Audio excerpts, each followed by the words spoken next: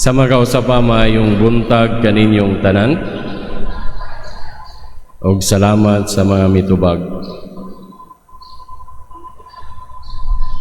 Siguro gibati tag kakulba sa atong nabati karon sa atong ebanghelyo. Nagikan mismo sa baba sa atong Ginoong Hesus nga nagtinguha nga siya magpadilaab sa kalibutan. Miani ako aron sa pagpadilaab sa kalibutan ug pagkaayo unta nga misyalaob na kini. So with this imagery, mura ba siya og Armageddon, no? Nga misyalaob ang kalibutan.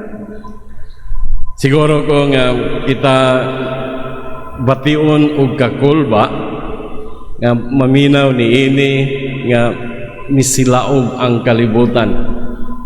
Gani gamayng lihok sa kalibutan, kulbaan naman ta, no? A series of linog nga atong nabati. Bisan dili kita ang sentro ni ini dinhi sa Lapu-Lapu, pero gikulbaan ta, no? So, unsa pa kaha kung ang kalibutan misilaob. Pero kung atong balikan ang daang kasabutan, no, sa atong Biblia, ang kalayo nagrepresenta sa presensya sa atong Dios. Kung nahinumduman ninyo ang kasinatian ni Moises, particularly the burning bush, di ba? Iyang nabati ang presensya sa Ginoo nga nakig-istorya ni kaniya. Ang haligi nga kalayo nga miuban sa mga Israelita samtang nagpanaw sila sa disyerto padulong sa yutang saad, nagrepresenta gini sa presensya sa Ginoo nga kauban nila si Yahweh samtang naglakaw sila padulong sa yutang saad. Ug usab dili nato malayo sa Pentecost, no? Nga bila sa kalayo nga pinaagi niini na usab sa dihang mikunsad ang dila sa kalayo sa mga apostoles ug kang Maria, na usab ang dagan sa ilang kinabuhi. So ang presensya sa Ginoo, no, magdala gyud og kabag-uhan sa atong kinabuhi.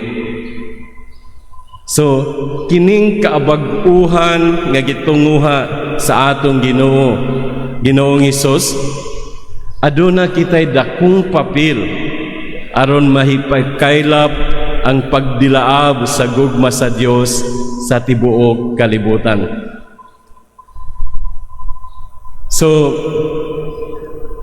ang maayo nga pangutana, kumusta man kita?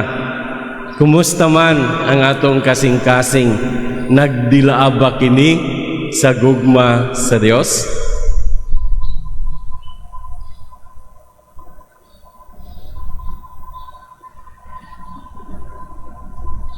Tanawa ang inyong kasing-kasing. Batiya ang inyong kasing-kasing kung nagdilaab ba kini sa gugma sa Dios. Usa ka timailhan nga kita ang atong kasing-kasing nagdilaab sa gugma sa Dios, nga atong ipakailap ang kamatuoran, dili ang fake news. Kaya ang Diyos kamatuoran man.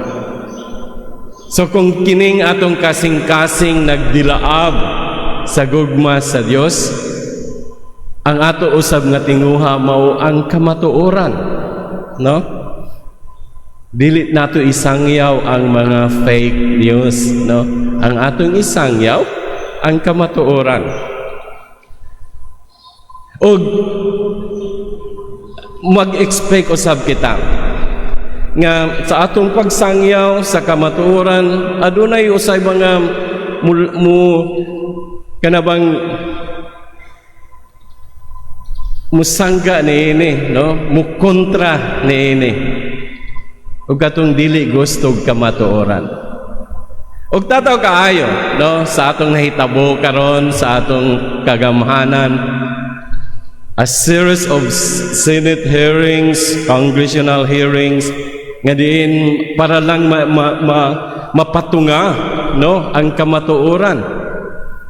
So nasayod kita nga adunay gusto kamatuoran, aduna usay gusto nga mubabag sa kamatuoran, nga gusto nilang ilubong ang kamatuoran.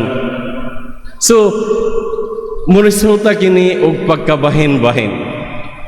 Ug mao bitaw nga nabati usab nato ang Ginoo nga naingon nga dili ingon siya nga kabalo mo kung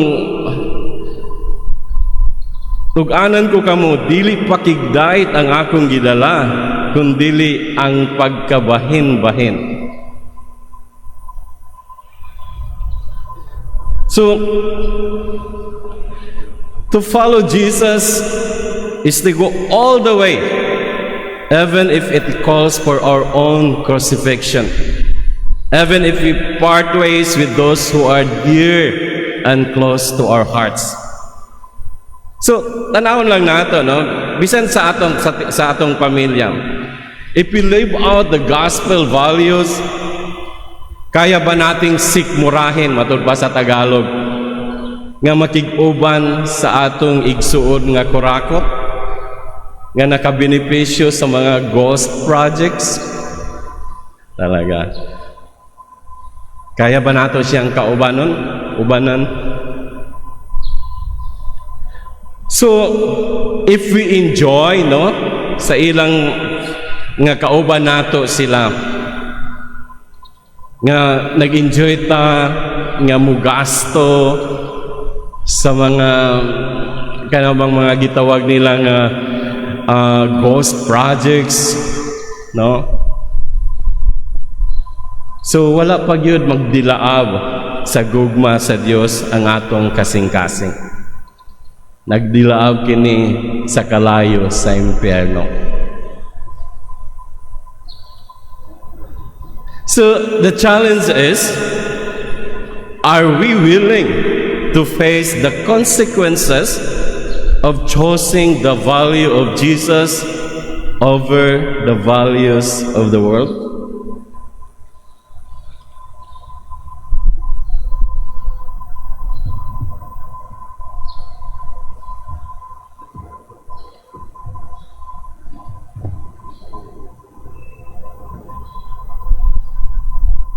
Manindog kitang tanan.